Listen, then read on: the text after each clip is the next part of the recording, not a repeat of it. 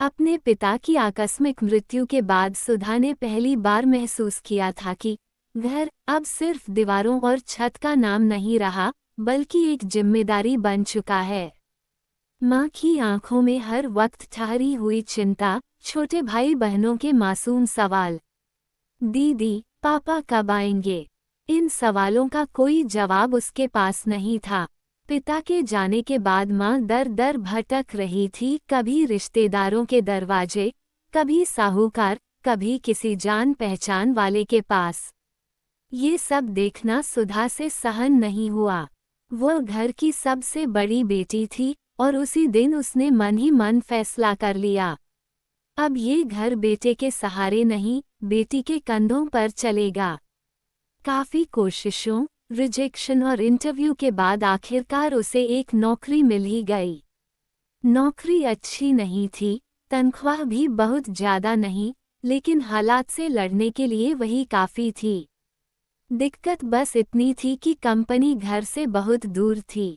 हर सुबह उसे पहले शेयरिंग ऑटो लेना पड़ता, जो उसे बस अड्डे तक पहुंचाता। फिर लगभग 1.5 घंटे का बस का सफ़र, और शाम को वही थकान भरा रास्ता वापस। मगर जब वह माँ के चेहरे पर राहत और भाई बहनों की मुस्कान देखती, तो सारी थकान अपने आप उतर जाती। 2 महीने बीत चुके थे। सब कुछ धीरे धीरे पटरी पर आ रहा था, लेकिन आज का दिन अलग था। दोपहर से शुरू हुई बारिश शाम तक थमने का नाम नहीं ले रही थी। जब सुधा की ड्यूटी खत्म हुई, तब भी बारिश लगातार गिर रही थी, मानो आसमान भी उसके संघर्ष पर रो रहा हो। भीगे कपड़ों में वह जैसे तैसे बस स्टैंड पहुंची। 1 घंटा बीत गया, लेकिन कोई बस नहीं आई। कंधे पर लटका बैग भारी लग रहा था, पैरों में दर्द था और मन में डर। आखिरकार बस आई भी तो हालत और बदतर थी। बस में औरतें कम, पुरुष ज्यादा थे। भीगे कपड़े शरीर से चिपके हुए थे और कई निगाहें उसे ऐसे घूर रही थीं जैसे वह इंसान नहीं, कोई चीज हो। उस पल उसे माँ की चेतावनी याद आई, बेटी, देर हो जाए तो कहीं रुक जाना, पर संभल कर। लेकिन देर से घर पहुंचना भी मना था।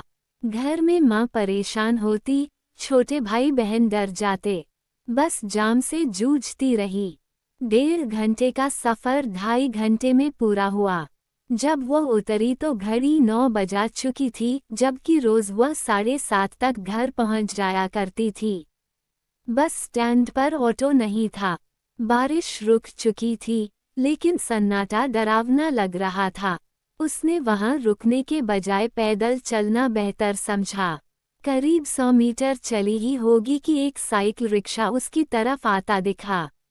रिक्शा उसके पास आकर रुक गया। दिल जोर जोर से धड़कने लगा। रिक्शा चलाने वाला बूढ़ा था। सफ़ेद बाल, झुकी हुई कमर और लाल लाल आँखें। सुधा दुविधा में पड़ गई, बैठे या नहीं। तभी रिक्शा चालक ने धीमी मगर अपनत्व भरी आवाज में कहा, बिटिया, किस तरफ जाना है? आओ बैठो। न जाने क्यों, उसकी आवाज में डर नहीं, सुकून था। सुधा ने घर का पता बताया और रिक्शा पर बैठ गई। पूरे रास्ते वह चुप रही। दिल में डर भी था और भरोसा भी। करीब आधे घंटे बाद रिक्शा उसके घर के सामने रुका। सुधा ने राहत की सांस ली। पर्स से पैसे निकालते हुए वह बोली, बाबा, कितने पैसे हुए? रिक्शा वाले ने मुस्कुराते हुए सिर हिला दिया। नहीं बिटिया, पैसे नहीं लूंगा। सुधा चौंक गई। पर क्यों बाबा, ये तो आपकी रोजी रोटी है। बूढ़ा आदमी गंभीर हो गया। हाँ बिटिया, कमाता तो हूँ, लेकिन जब से देश बहन बेटियों की रूह कंपाने वाली खबरों से उबल रहा है ना, तब से मैंने तय किया है, हर रात आखिरी सवारी किसी बहन या बेटी को सुरक्षित घर पहुंचाऊंगा। सुधा की आंखें भर आई। तो आप क्या कमाते हैं बाबा? वह मुस्कुराया, सुकून बिटिया। इतना कहकर वह रिक्शा मुड़कर चला गया। सुधा देर तक वहीं खड़ी रही। भीगी हुई पलकों को पोंछते हुए उसने आसमान की तरफ देखा और बुदबुदाए, बाबा, ईश्वर आपकी कमाई में हमेशा बरकत बनाए रखे।